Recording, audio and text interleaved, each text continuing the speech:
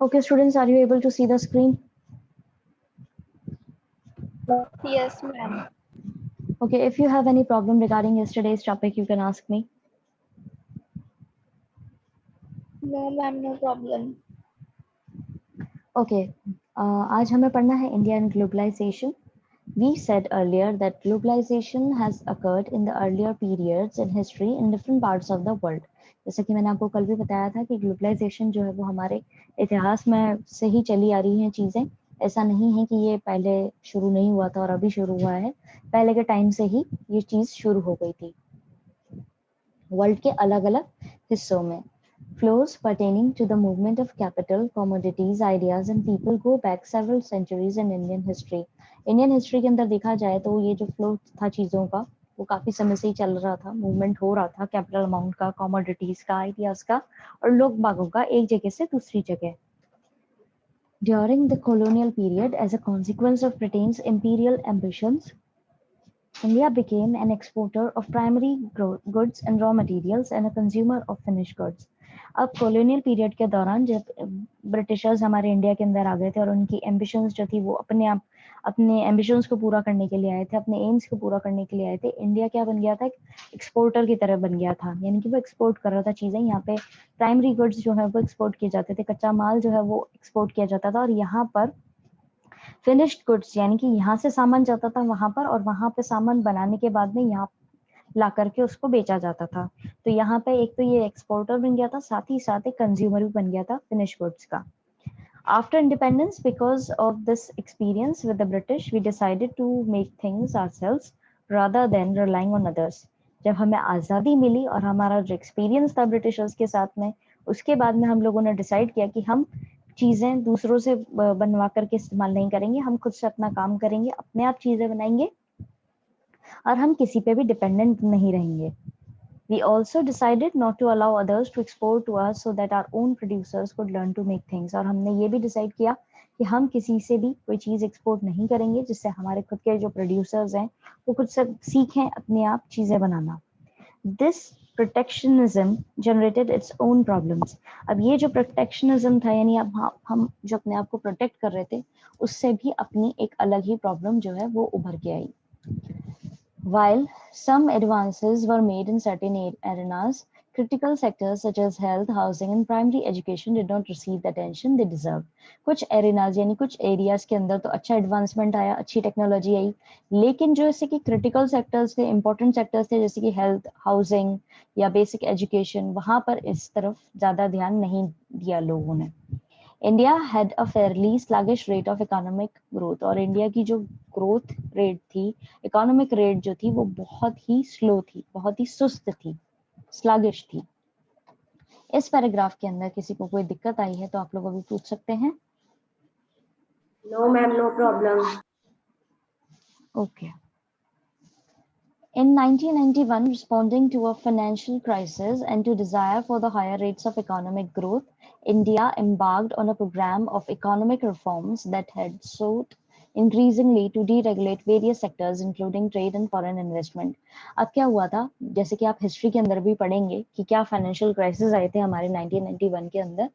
यहाँ पे जो हमारी इच्छा के अनुसार हमें चाहिए थी कि हमारी इकोनॉमिक ग्रोथ हो, अच्छी रेट्स मिले, उससे तो कुछ हुआ नहीं और इसके साथ साथ हमारे पास में प्रॉब्लम और आ गई. अब इसका प्रॉब्लम आने का रीजन ये भी रहा है उस समय में कि जब हमारा देश आजाद हुआ था तो हमारे पास में बहुत सारी प्रॉब्लम्स थी फेस करने के लिए. हमारे यहाँ पे गरीबी थी, हमारे यहाँ पे अनएम्प्लॉयमेंट था, हमारे यहाँ पे लोगों को तरीके से काम करना नहीं आता था, हमारे यहाँ लिटरेसी रेट जो थी वो बहुत लो थी, इलिटरेसी बहुत ज्यादा थी. तो इन सारी चीजों को कोप अप करते हुए हमारे यहाँ पे जो सरकार बन रही थी उस समय में, उनके आगे इतनी ज्यादा प्रॉब्लम्स फेस कर रहे थे वो लोग कि देश को एक तो चलाना है, इंटीग्रेशन करना है, सारी जो कंट्रीज जो सारे हमारे यहाँ के स्टेट्स थे वो प्रिंस, आपको पता होगा कि काफी सारे प्रिंसली स्टेट्स रहे हैं हमारे इंडिया के अंदर, उनको साथ में लेकर के आना, उनको एक साथ करके एक यूनिटी में लेकर के आना और फिर उनको बोलना कि अब आपका जो राज पार्ट है वो नहीं चलेगा, आप एक सरकार के अंडर काम करोगे. वो सारी चीजें देखते हुए, वो प्रॉब्लम्स के देखते हुए एक प्रॉपर इकोनॉमिक ग्रोथ को भी लेकर के चलना था। तो ये दोनों हैंड इन हैंड प्रॉब्लम्स चल रही थी। इस वजह से भी यहाँ पे हमारा देश जो है वो बहुत ही पिछड़ा हुआ हो रहा था, वो प्रॉपरली काम नहीं कर पा रहा था क्योंकि प्रॉब्लम्स बहुत सारी थी। तो यहाँ पे इकोनॉमिक ग्रोथ जो ये चाह रहे थे वो बहुत दिक्कत तो आ रही थी, उसमें पैसा नहीं था हम लोगों के पास में, फाइनेंशियल क्राइसिस चल रहा था, लोग बागों के पास में बेसिक चीजें नहीं थी। तो ये प्रोग्राम जो था इकोनॉमिक रिफॉर्म्स का, कोशिश कर रहे थे ये कि वापस से हमारे सेक्टर्स जो डीरेगुलेट हो गए हैं, अलग अलग चीजों में जो काम करने की कोशिश कर रहे हैं, जो प्रॉपरली काम नहीं हो पा रहा था उसको ठीक करने की कोशिश कर रहे थे इस पॉलिसी के अंदर, इस रिफॉर्म के अंदर, ये जो प्रोग्राम इन्होंने शुरू करा था उसके अंदर। और इसीलिए ट्रेड और फॉरेन इन्वेस्टमेंट को भी इंक्लूड किया गया था इसमें। While it may be too early to say how good this has been for India, the ultimate test is not high growth rates, is making sure that the benefits of growth are shared so that everyone is better off. अब ये कहना बहुत जल्दीबाजी हो जाएगी कि हमारे पास में ये इंडिया के लिए बहुत फायदेमंद रहा, क्योंकि अल्टीमेट टेस्ट तो वही था कि यहाँ पे कोई ग्रोथ रेट नहीं बढ़ी थी, ठीक है, और हमारे को इसके फायदे जो हैं, ग्रोथ रेट बेनिफिट्स जो थे ग्रोथ के, वो सबके साथ में बांटने थे, ठीक है, ऐसा भी था। तो इसीलिए ये इतना ज्यादा फ्रूटफुल नहीं रहा था। समझ में आया? किसी को कोई दिक्कत? No, ma'am. No, ma'am. It's एक बार वापस बता दो। No ma'am. 1991 के अंदर हमारे यहाँ पे फाइनेंशियल क्राइसिस थे, यानी कि आर्थिक तंगी थी, ठीक है, और हमारी जो इच्छा थी कि हमारी रेट जो है इकोनॉमिक ग्रोथ, जैसे कि अभी भी हमारी इकोनॉमिक ग्रोथ रेट जो है वो कम, बहुत लो हो चुकी है, प्रॉपरली नहीं चल रही है। तो उस समय एक तो हमारे फाइनेंशियल क्राइसिस है, फाइनेंशियल क्राइसिस के बाद हमारी इच्छा हो रही कि हमारी इकोनॉमी थोड़ी सी सुधर जाए। तो इंडिया क्या कोशिश कर रहा था, वो अपने इकोनॉमिक रिफॉर्म्स ला रहा था, अपने प्रोग्राम्स जो उन्होंने डिसाइड करे थे उनमें कुछ बदलाव लाने की कोशिश कर रहा था। जैसे कि हमारे पहले भी अब पैराग्राफ में हमने पढ़ा कि हमने बाहर से ट्रेड करने का जो तरीका था वो बंद कर दिया था, और ये था कि हम अपने आप से ही अपना सामान जो है खुद से बनाएंगे, और हमारे यहाँ के लोगों को इस लायक बनाएंगे कि वो खुद से चीजें बनाएं और अपने हिसाब से यूज करें, और हम किसी और दूसरे देश पर डिपेंडेंट नहीं रहेंगे, क्योंकि ब्रिटिशर्स ने हमारे साथ में बहुत एक्सप्लॉयटेशन किया था इस चीज को लेकर के। वो इंडिया में एंटर ही ये कहते हुए थे कि हम आपके साथ में व्यापार करेंगे, और व्यापार करते करते धीरे धीरे वो हम पे कब्जा कर लिया उन्होंने, हमारे इंडिया पे, और वो रूल करने लगे, और उनको निकालने के लिए 200 साल लगे।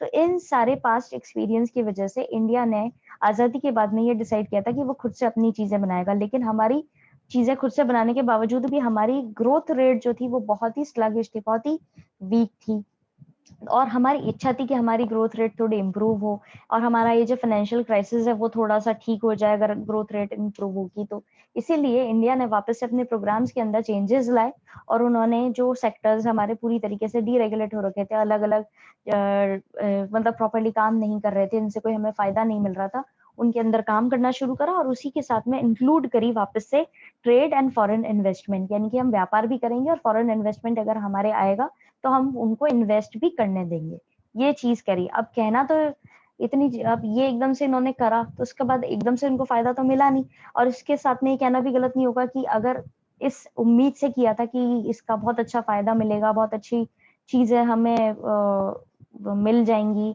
और बेसिकली जो बेस चीज थी वो ये थी कि अच्छी हमारी ग्रोथ रेट हो, लेकिन हमें ये भी देखना था कि इसके साथ में जो ग्रोथ रेट होगी, जब हमारे यहाँ फॉरेन इन्वेस्टमेंट होगा या हम व्यापारी जो है बाहर से उनसे हम लेंगे सामान, तो फायदा तो उनको भी होगा और कुछ फायदा हमें भी होगा। तो यहाँ पे ये चीज देखी जा रही थी कि ये सबके साथ में हमें शेयर ना करना पड़े, वो भी एक पॉइंट था, इशू था मतलब। तो इसलिए पूरा फायदा हमें मिल नहीं पा रहा था, ऑल्दो हमने हमारे इकोनॉमिक रिफॉर्म्स कर दिए थे, प्रोग्राम्स चेंज कर दिए थे, फिर भी। समझ में आया अब? Yes ma'am, thank you. Welcome. Resistance to the globalization. अब अपने आप को ग्लोबलाइजेशन से थोड़ा सा रेजिस्ट करके चलने वाली चीज पढ़ेंगे हम। We have already noted that globalization is a very contentious subject and has invited strong criticism all over the globe. हमने पढ़ा है कि हमारा ग्लोबलाइजेशन जो है वो कैसा है, एक कंटेंशियस सब्जेक्ट है, ठीक है, जिस पे आर्ग्यूमेंट हो सकते हैं, एक कंट्रोवर्शियल चीज है। और इसके कारण ही यहाँ पे इसको क्रिटिसिज्म भी मिला है ऑल ओवर वर्ल्ड में। Critics of globalization make a variety of arguments. अब जो क्रिटिक्स हैं, जो क्रिटिसाइज करते हैं ग्लोबलाइजेशन को, उन्होंने कई सारी तरह के आर्ग्यूमेंट्स दिए हैं। Those on the left argue that contemporary globalization represents a particular phase of global capitalism that makes the rich richer and the poor poorer। जो लेफ्ट में क्रिटिसाइज कर रहे हैं उन लोगों ने बोला है कि कंटेम्पररी ग्लोबलाइजेशन जो है उसके अंदर सिर्फ एक पर्टिकुलर लोगों को ही फायदा मिलता है, ठीक है, और उसमें रिच जो है वो रिच होता जाता है और पुअर जो है वो पुअर और होता जाता है, यानी कि गरीब गरीब हो रहा है और अमीर अमीर होता जा रहा है। Weakening of the state leads to a reduction in the capacity of the state to protect the interest of its poor। ये चीज हमने इससे पहले वाले पॉइंट्स, इससे पहले वाली जो क्लासेस रही हैं उनमें पढ़ी है कि ये स्टेट की कैपेसिटी जो है उसको बहुत कम कर देता है और इसी वजह से वो अपने गरीब लोगों के इंटरेस्ट को नहीं बचा पा रहे, यानी स्टेट की कैपेसिटी जो है वो रिड्यूस हो गई है।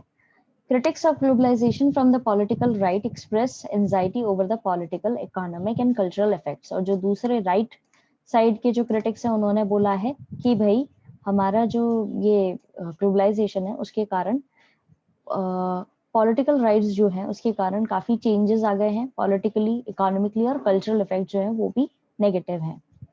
इन पॉलिटिकल टर्म्स में बोला गया है they also fair the weakening of the state. उनको लगता है कि हमारी जो स्टेट है वो काफी कमजोर पड़ गई है। पॉलिटिकल एस्पेक्ट से देखा जाए तो इकोनॉमिकली बोला है they want a return to self reliance and protectionism. वही चीज जो मैंने भी आपको बताई थी कि उनको चाहिए कि सेल्फ रिलायबल हम हो जाएं, खुद से हमारा काम कर लें, हमारे यहाँ पे हम अपनी चीज को प्रोटेक्ट कर पाएं, at least in certain areas of economy. कुछ एरियाज जो है इकोनॉमी के एटलीस्ट वो तो सेफगार्ड होने बहुत जरूरी है। और culturally they are worried that traditional culture will harmed and people will lose their age old values and ways। और ट्रेडिशनली उनका मानना ये है कि ये जो हमारे यहाँ की वैल्यूज हैं, यानी हमारे यहाँ के संस्कार जो हैं वो कहीं ना कहीं धूमिल हो जाएंगे, कहीं ना कहीं वैनिश अवे हो जाएंगे, डिसअपियर हो जाएंगे। और कल्चरली दूसरा कल्चर हम अपना लेंगे तो हमारी जो खुद की जो वैल्यूज है वो खत्म हो जाएंगी और इससे हमारे लोगों को नुकसान भी पहुंचेगा। समझ आया? Yes, ma'am. जो लेफ्ट वाले हैं उनका मानना सिंपली ये है कि रिच रिचर हो रहा है और पुअर पुअरर हो रहा है। लेफ्ट आर्ग्यू कर रहे हैं, जो कंटेम्पररी दो हिस्सों में बांट दिया है, जो क्रिटिक्स हैं उनको दो हिस्सों में बांट दिया है, लेफ्ट और राइट। लेफ्ट वालों ने सिंपली ये बात बोली है और राइट वाले जो हैं, yes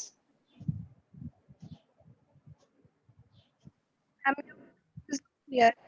And your voice was clear. वापस से बोलिए, आपकी आवाज टूट रही है। Ma'am, your voice is not clear. Ma'am, your voice is not. बेटा I think this is a network issue because everything is still in silent over here. I don't have Ma'am, voice is any. not Your clear. voice is not clear. Okay, तो Yes, ma'am. Yes, ma'am. Criticism जो है, criticise करने वाले जो critics थे वो दो हिस्सों में डिवाइडेड थे, लेफ्ट और राइट। लेफ्ट वाले जो थे वो कह रहे थे कि यहाँ पर गरीब जो है वो गरीब होता जा रहा है, रिच जो है वो रिचर होता जा रहा है इस ग्लोबलाइजेशन, कंटेम्प्रेरी ग्लोबलाइजेशन के कारण। और यहाँ पर स्टेट की जो कैपेसिटी है वो पूरी तरह से रिड्यूस हो गई है, वो अपने सिटीजन्स को प्रोटेक्ट नहीं कर पा रही है और जो गरीब लोग हैं उनके इंटरेस्ट को तो बिल्कुल भी प्रोटेक्ट नहीं कर पा रही है। और दूसरी तरफ जो राइट वाले थे उनका मानना ये था कि इसका हमारे ऊपर तीन तरह से असर पड़ रहा है, पॉलिटिकली, इकोनॉमिकली और कल्चरली। पॉलिटिकली उन्होंने बोला था कि स्टेट की कैपेसिटी कमजोर हो रही है, इनका भी पॉइंट सेम था। इकोनॉमिकली उन्होंने बोला था कि हम सेल्फ रिलायबल नहीं हो पा रहे हैं, प्रोटेक्ट नहीं कर पाएंगे अपने आप को। और तीसरा का था कल्चरली। कल्चरली के अंदर ये बोला गया था कि हमारे कल्चर को बहुत नुकसान पहुंच रहा है और हमारे जो वैल्यूज हैं वो कहीं ना कहीं समय के साथ में धीरे धीरे खत्म हो जाएंगी। तो ये इनका बेसिक डिस्क्रिप्शन था। इस पैराग्राफ के अंदर किसी को कोई दिक्कत है तो अभी आप लोग पूछ सकते हैं।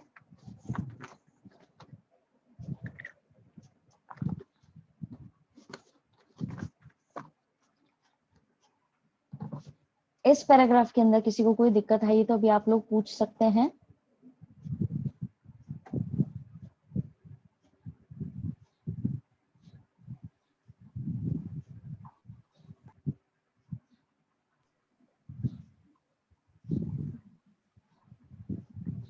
Excuse me, ma'am. Yes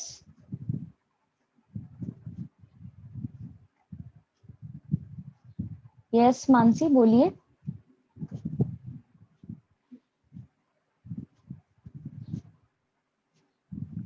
ma'am right वाला बता दीजिए, आवाज ही नहीं आ रही थी.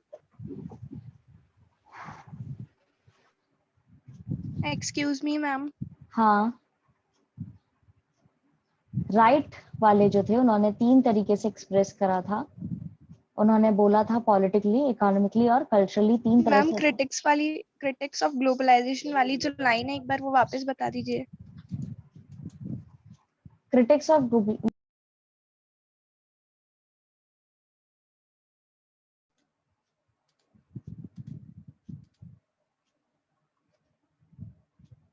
students, are you able to see the screen?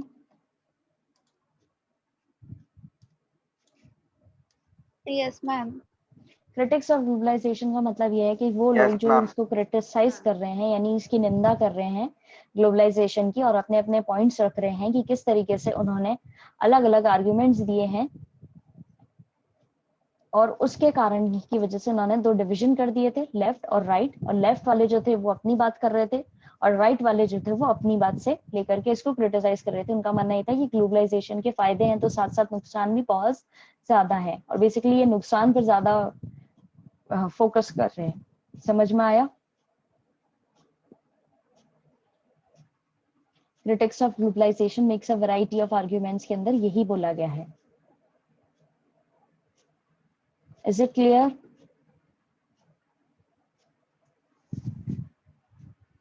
Yes, ma'am. Ma'am right वाला बता. यस. आवाज नहीं आई आपकी, प्लीज दोबारा से बोलिए.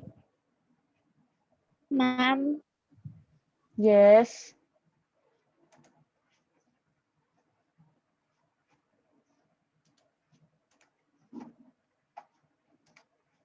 अवंतिका. मैम राइट वाला बता दीजिए एक बार प्लीज.